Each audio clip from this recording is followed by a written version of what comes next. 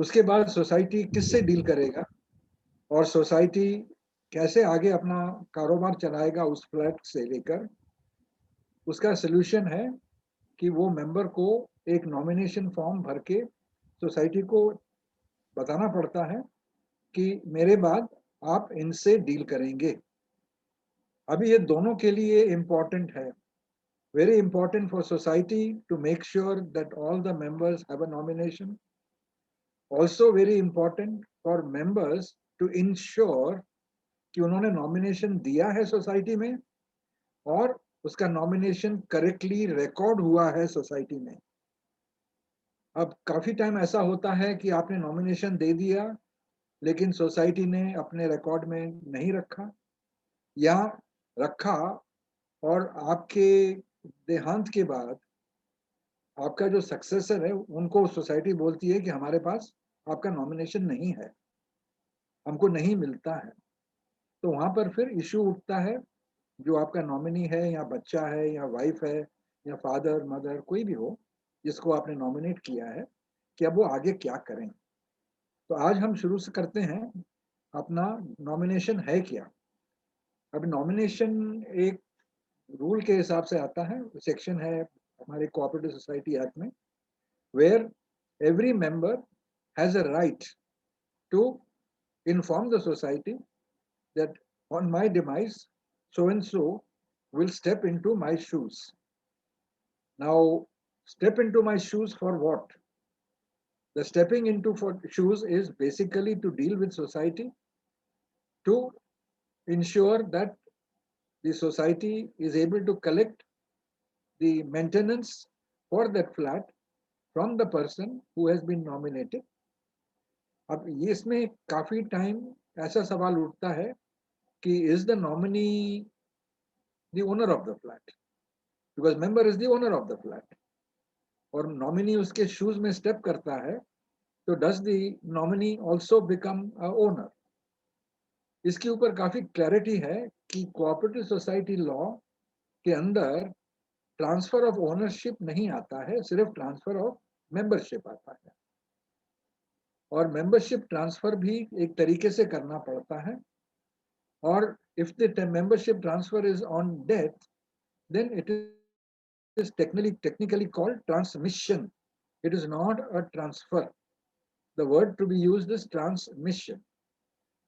Now, transfer और transmission में फर्क ये है कि transmission में the nominee steps into the shoes of the owner of the flat in order to hold the flat as a trustee for the other heirs of the, तो जो दूसरे हेयर्स हैं मेंबर वगैरह के, उनके लिए नॉमिनी होता है। अभी मेंबर जब नॉमिनेशन फॉर्म भरता है तो उसका एक प्रोसीजर है। वो नॉमिनेशन फॉर्म ट्रिप्लिकेट में आता है, वो तीनों कॉपीज भर के विटनेस लेके और सोसाइटी को सबमिट करता है। अभी इसमें बहुत important, very very important, that when you are giving your nomination form in triplicate to the society, इसको हैंड डिलीवर करें, ऑफिस बेरर को दें, या मैनेजर हो या सेक्रेटरी हो या चेयरमैन हो, and immediately take a nomination acknowledgement. तो 3 कॉपीज में 1 copy you must immediately collect as an acknowledgement copy. Make sure that the person who has signed there has put his full name, rubber stamp of society, the date and the time at which the nomination form has been given to the society officer. ये important इसीलिए है कि कभी कोई sign कर देता है और आप वो सिग्नेचर लेके आ जाते हैं क्योंकि आप जानते हैं वो सेक्रेटरी है, लेकिन आपका देहांत होगा 25 साल बाद, 10 साल बाद, तब वो सिग्नेचर को कोई पहचानेगा नहीं। और जब आपका बच्चा या बेटा या भाई या बहन, मदर फादर वो फॉर्म लेके जाएंगे सोसाइटी में, तो सोसाइटी बोलेगा हम इसको जानते नहीं है, ये फॉर्म हमारे रिकॉर्ड में नहीं मिल रहा है। तो very very important, rubber stamp हो, सब कुछ हो। अभी नॉमिनेशन फॉर्म देने के बाद सोसाइटी का रोल है कि वो नॉमिनेशन फॉर्म को नेक्स्ट मैनेजिंग कमेटी मीटिंग में रखे। उनको कोई डिस्क्रेशन नहीं है अप्रूव करने का या नॉन अप्रूव करने का। कभी आपको जब देते हैं तो यू गेट अ मैसेज कि managing committee has not approved the nomination. There is no such thing as approval. It is your property. You have decided to place somebody there. Society's duty and obligation is to accept that from you and place it before, not for approval, but for recording in the nomination register. तो हर society में एक nomination register होता है जिसमें ये nomination को record करते हैं. उसके बाद द सेकेंड कॉपी के ऊपर एंडोर्स करते हैं कि ये नॉमिनेशन हमने नॉमिनेशन रजिस्टर के इस पेज पे एंटर किया है और साइन करता है सेक्रेटरी. उसके ऊपर रबर स्टैंप आता है सोसाइटी का और फिर वो आपको वापस मिलता है. और जो थर्ड कॉपी है वो सोसाइटी अपने रिकॉर्ड में रखता है. अब प्रॉब्लम आता है कि अगर आग लग गई, कुछ तकलीफ हो गया नेक्स्ट 10 साल में, 15 साल में, पानी चला गया, किताबें शिफ्ट हो गई, सोसाइटी रीडेवलपमेंट में चला गया, सब बुक्स गुम हो गई, तो फिर नॉमिनी का स्टेटस क्या है और मेंबर का स्टेटस क्या है. इसीलिए जैसे आपके हाथ में नॉमिनेशन आता है, immediately write a letter to the society कि kindly give me a certified copy of the minutes of the managing committee meeting in which my nomination was placed before the managing committee. तो ये चिट्ठी में आपको allowed है लिखना.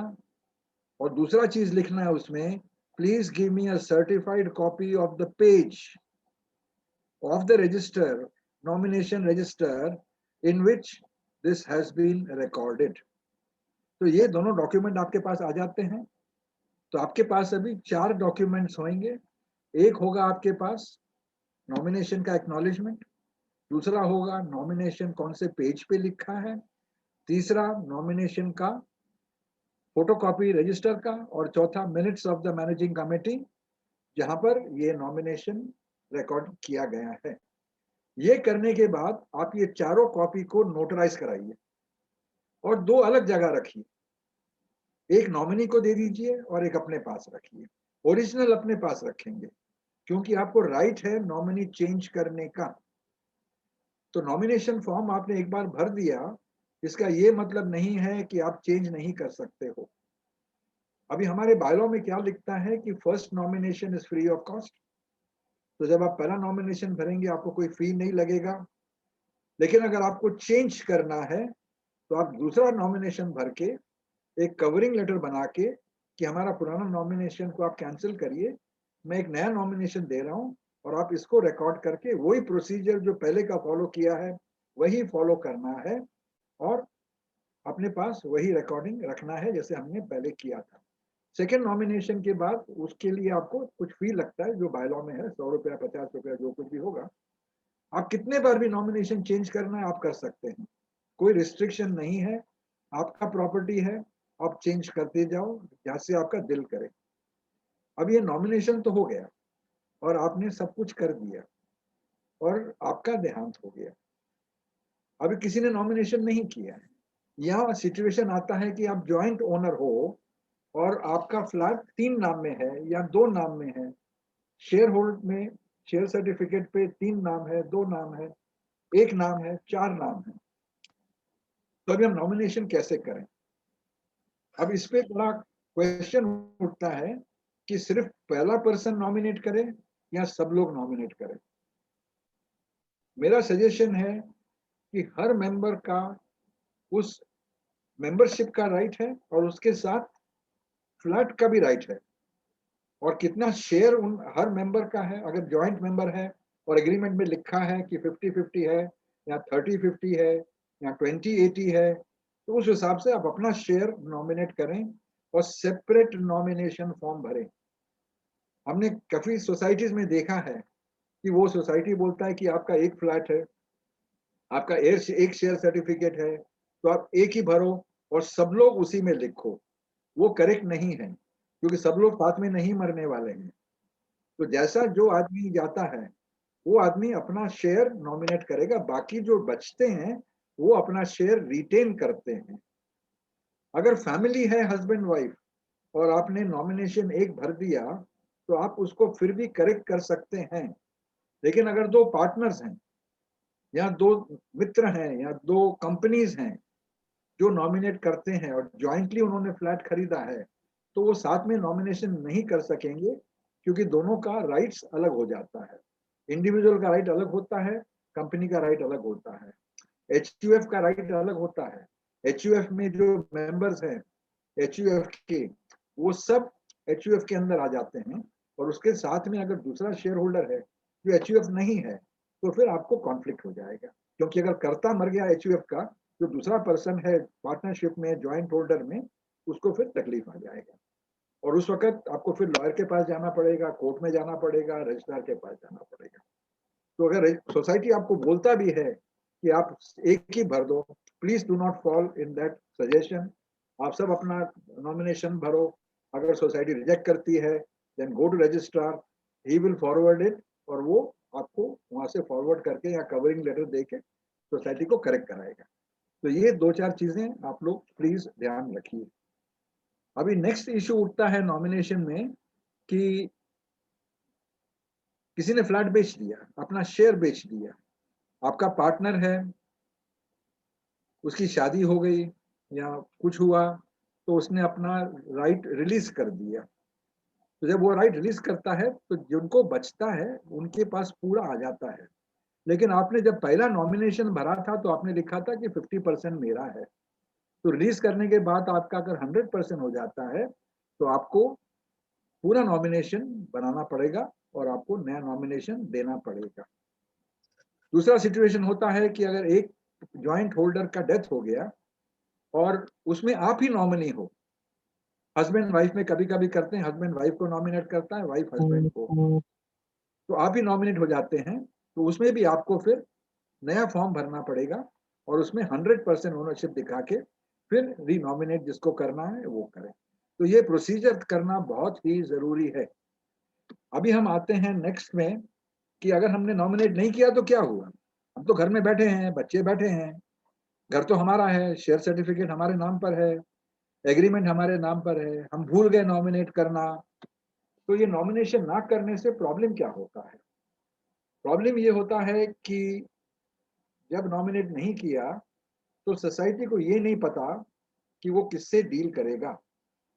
तो वो मेंबरशिप का सर्टिफिकेट या आपका मेंटेनेंस बिल किसके नाम पे करेगा, ये एक इशू उठता है। अभी जो नया कानून आया है 2019 जुलाई में, in that it has been very clearly stated that in case of a death of a member, society will check for nomination and immediately make that person a nominee member as a definition of provisional member. तो nominee को provisional member का designation दे दिया है law में। तो उसमें आपको कुछ नहीं करना है, सिर्फ डेथ सर्टिफिकेट देना है, फॉर्म भरना है मेंबरशिप का, उसके बाद में आपको 100 रुपए का चेक देने का है मेंबरशिप फी, और एप्लीकेशन लेटर कि मेरे फादर का डेथ हो गया, मदर का मेंबर का डेथ हो गया, आई एम द नॉमिनी, और नॉमिनी का जो आपके पास एक्नॉलेजमेंट है उसका फोटो कॉपी अटैच करना। Please do not attach the original, attach a photo copy, जो नोटराइज कॉपी है वो अटैच करना, ओरिजिनल कभी मत रिलीज करना। उसके बाद अगर सोसाइटी नहीं जवाब देता है आपको स्पेसिफाइड पीरियड में, 60 डेज या 90 डेज का जो टाइमिंग है, उसके बाद आप deem to be admitted as a member हो जाते हैं, या आपको रजिस्ट्रार के पास जाना पड़ता है, वहां से फिर एप्लीकेशन देके लेटर इशू करवाना है। अब यहाँ पर एक बड़ी इंपॉर्टेंट चीज है कि क्योंकि आपको कानून राइट देता है नॉमिनेट करने का, और नॉमिनी को भी राइट देता है मेंबर बनने का एज प्रोविजनल मेंबर, आपको अपील में जाने का जरूरत नहीं है, because by law you are entitled to be a member. तो उसमें आपको रजिस्ट्रार को बोलना पड़ेगा कि please issue direction to the society to change the share certificate in my name. उसका एक सेक्शन है, वो लिख लीजिए 154B27, 154B27, ये नए हाउसिंग चैप्टर में आता है। तो रजिस्ट्रार से आप डायरेक्शन डालने को बोलना। आप गलती में भी अपील में, क्योंकि आप अगर जाएंगे रजिस्ट्रार को, वो आपको बोलेगा अपील डालो, डिक्लेरेशन के लिए डालो, फिर आपका 6 महीना निकल जाएगा, आप चक्कर काटते रहेंगे, लॉयर को अपॉइंट करोगे, उसका कोई मतलब नहीं है, बिकॉज लॉ नॉमिनी को इंटाइटलमेंट देता है as per law to become a member, और उसके लिए एक नया कैटेगरी क्रिएट किया गया है, उसको कहते हैं प्रोविजनल मेंबर। तो deem member, deeming member, admitted as deeming member, वो चक्कर से आपको बचना है। वो भी करेक्ट है, ये नहीं कि वो रॉन्ग है, वो भी एक प्रोसीजर है, लेकिन वो प्रोसीजर काटने के लिए एक डायरेक्ट प्रोसीजर बनाया है नए एक्ट में, जैसे कि जो एयर है उसको तकलीफ ना हो और फटाफट उसका काम हो जाए। अभी सवाल उठता है इसके बाद कि मैं तो नॉमिनी हूं, लेकिन मेरे दूसरे बच्चे भी हैं, लीगल हेयर है, जो आदमी मर गया उसकी मदर भी अलाइव है, वो भी क्लास 1 सक्सेशन में है, तो नॉमिनेशन मुझे राइट फ्लाइट ओनरशिप का देता है? The answer is no. आपको फ्लैट ओनरशिप का राइट नहीं देता है। आप वहां रह सकते हैं फ्लैट में, आप बिल भरेंगे, लेकिन आप फ्लैट के ओनर नहीं बनेंगे, क्योंकि जो नॉमिनेशन फॉर्म है वो टेस्टामेंट्री डॉक्यूमेंट नहीं है, वो विल नहीं है, और विल और नॉमिनेशन में बहुत फर्क है। नॉमिनेशन में सिर्फ हम सोसाइटी से कहते हैं कि आप ये नाम पे बिल निकालो और ये नाम से पैसा कलेक्ट करो। विल में आप टाइटल ट्रांसफर करते हैं। तो आपको ये ध्यान रखना है कि अगर आपको किसी एक आदमी को या 2 को या 3 को, जैसे आपकी इच्छा हो वैसे आपको ट्रांसफर करना है, then you have to make a will. उसका प्रोसेस अलग है, और उसके ऊपर बाद में कभी टाइम होगा तो हम बात करेंगे, लेकिन अभी हम वहीं रुक जाएंगे। तो विल बना के, और उसमें आप लिख सकते हैं कि मैंने नॉमिनेशन भी किया है और मैं विल बना रहा हूँ। अभी दूसरा इशू उठता है कि अगर मैंने 3 लोग का नॉमिनेशन में नाम डाला है, लेकिन मैं विल एक के नाम पे बनाता हूँ, तो will is superior document, will supersede the nomination. तो नॉमिनेशन में भले ही सबका नाम हो, 6 का हो, 8 का हो, लेकिन अगर विल आपने किसी और के नाम पे बना दिया जो नॉमिनेशन में भी नहीं है, तो वो आप अगर प्रोबेट करके आता है विल, तो सोसाइटी को वो विल एक्सेप्ट करना पड़ेगा, प्रोबेट एक्सेप्ट करना पड़ेगा, और उस बेसिस से आपका शेयर सर्टिफिकेट के ऊपर नाम चेंज करना पड़ेगा। और जो वहां है बंदा, उनको बोलेंगे साहब आपका अपना जो आप खड़े थे एज अ ट्रस्टी, वो खत्म हो गया, अभी ओरिजिनल पर्सन हैज कम, तो वो हमारा मेंबर बनेगा, वो फ्लैट में रहेगा। तो ये चीजें जो है ये आपको बहुत ही इम्पोर्टेंट है, and you have to make sure that you pay attention to all these areas which I have clearly specified, and make notes so that everything is correctly done. आप नॉमिनी भी हो। अभी थर्ड इशू उठता है कि एक law change हुआ था 2013 में, जहां पर एसोसिएट मेंबर के लिए ओनरशिप राइट्स वर इम्पोर्टेंट।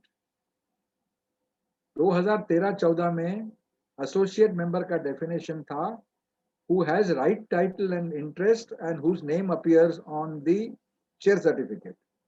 2019 में एसोसिएट मेंबर का डेफिनेशन चेंज हो गया।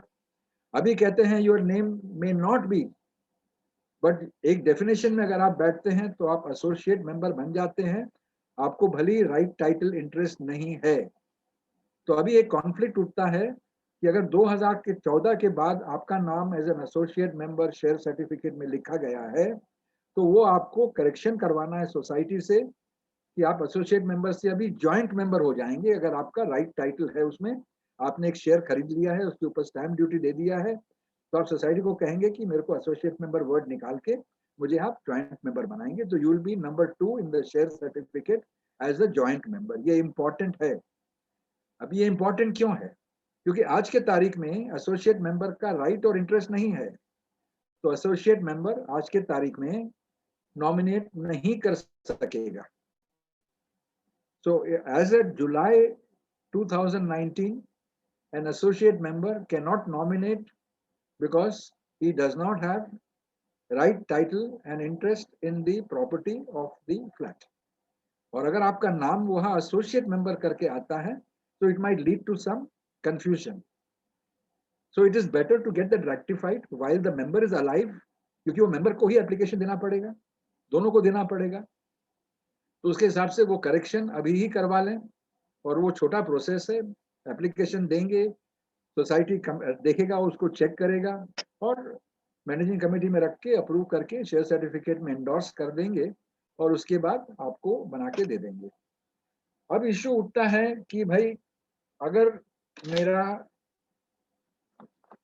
नॉमिनेशन नहीं हुआ था तो उसका कॉन्सिक्वेंस क्या है। अगर आपका नॉमिनेशन हो गया तो वो आपको सिंपल एक्सप्लेन कर दिया, वो मेंबर बन जाता है जिस तरीके में भी है।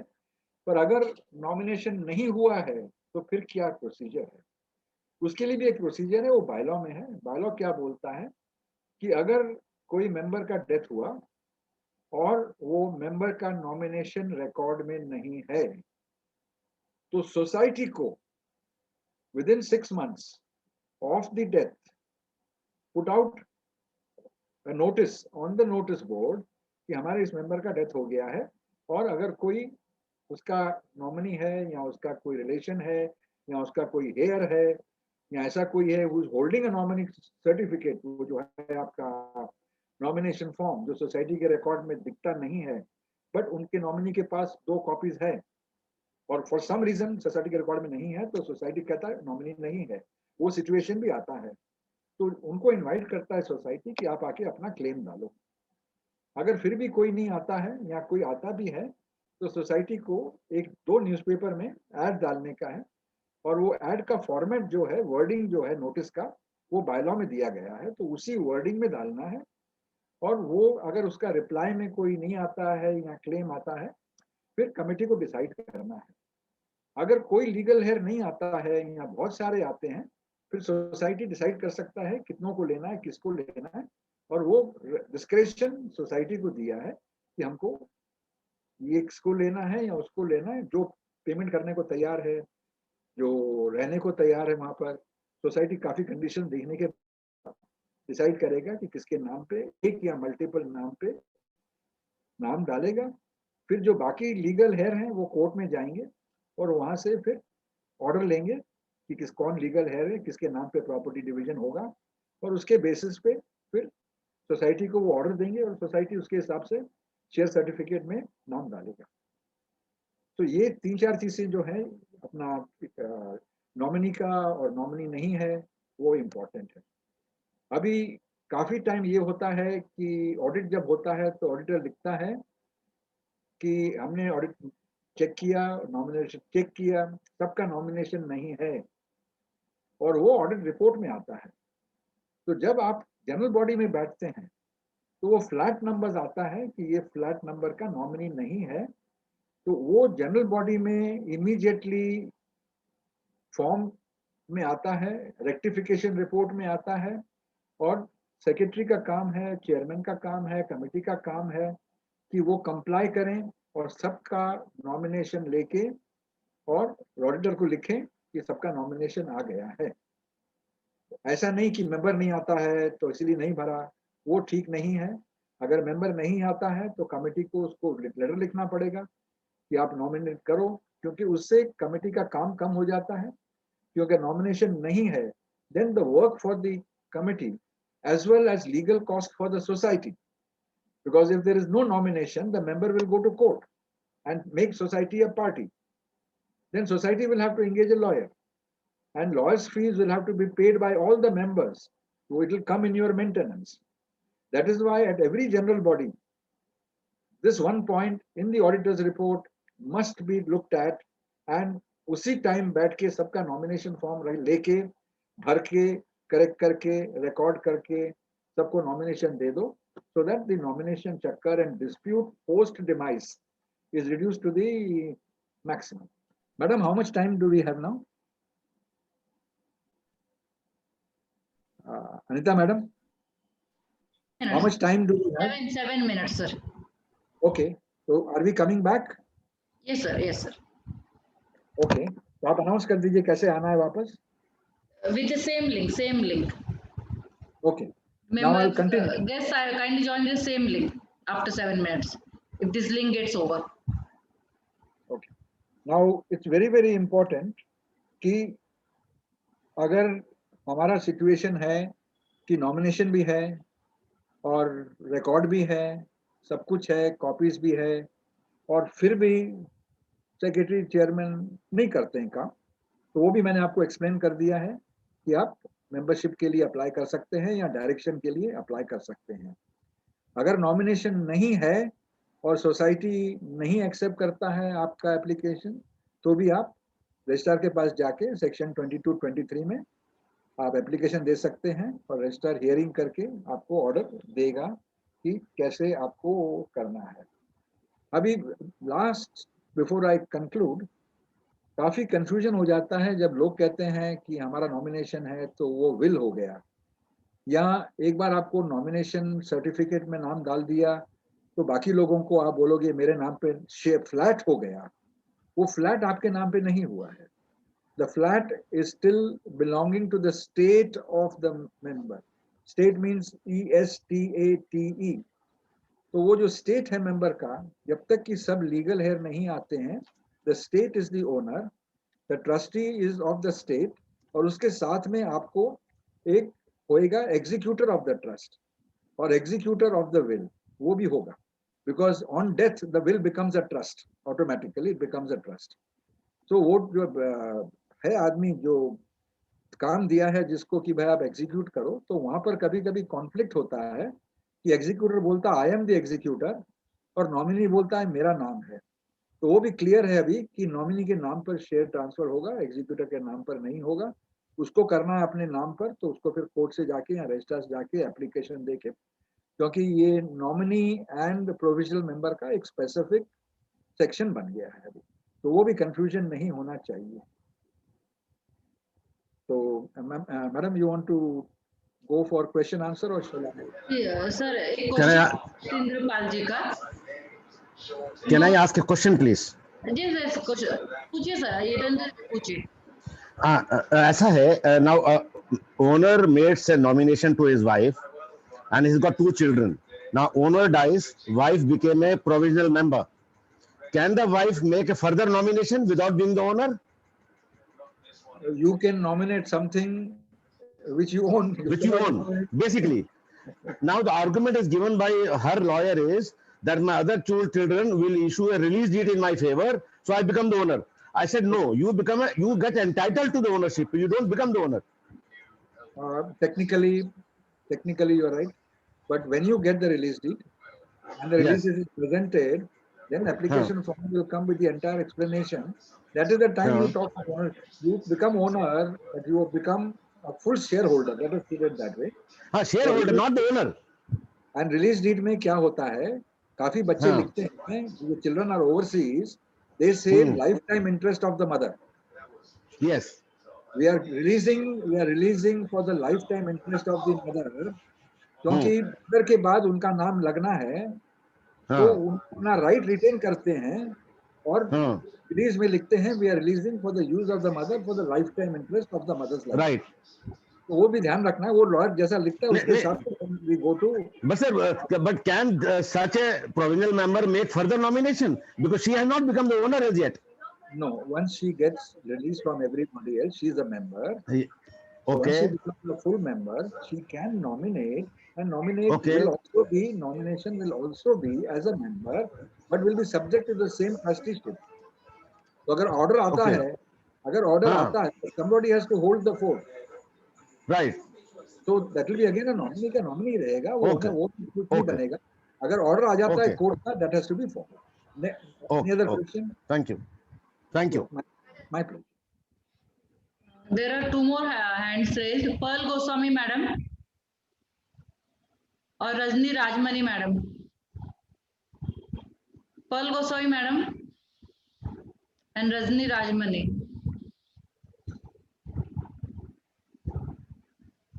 Good evening, madam. I am Rajni Rajamani. जी बोलिए madam. Can you hear me? Can you hear me? Yes, yes. Sir, actually I am an LIC agent. मेरा पार्टी है, उसका मम्मी का डेथ हो गया 2010 में. But she bought a flat in Kalyan on 2000 I mean 99 I think, but वो उस time पर इतना रजिस्ट्रेशन नहीं था ना, 10 रुपीज स्टाम्प में she got registered it actually, no not 10 rupees stamp में कुछ लिख के ऐसा कुछ है। तो अभी उसका डेथ हो गया, नॉमिनेशन भी नहीं है, मगर society is giving the bills, maintenance bills is given in the son's name actually, but अभी सन का भी डेथ हो गया, अभी उसका कैसे मैं चैनलाइज कर सकता अभी? You will need lawyer. You are asking a legal advice, not an interpretation of the law. तो आपको मैं थोड़ा अच्छा, गाइडलाइन दे सकता हूँ. हाँ, I will not give you a legal yes, opinion. I will not give you a okay, legal opinion, but I can give you a guideline. वो share okay. Certificate अगर है तो शेयर सर्टिफिकेट में किसका नाम है वो देखना है. एग्रीमेंट से सोसाइटी का कुछ एक्चुअली शेयर सर्टिफिकेट में सर ये किसी से लिया है ना घर, दिस सेकंड सेल है, वो फर्स्ट वाला का नाम है शेयर सर्टिफिकेट में, वो भी अभी ट्रांसफर नहीं किया एक्चुअली। फेयर एनफ, तो प्रोसेस फॉलो करना है, अपने नाम पे लाने के लिए आपको प्रोसेस फॉलो करना है.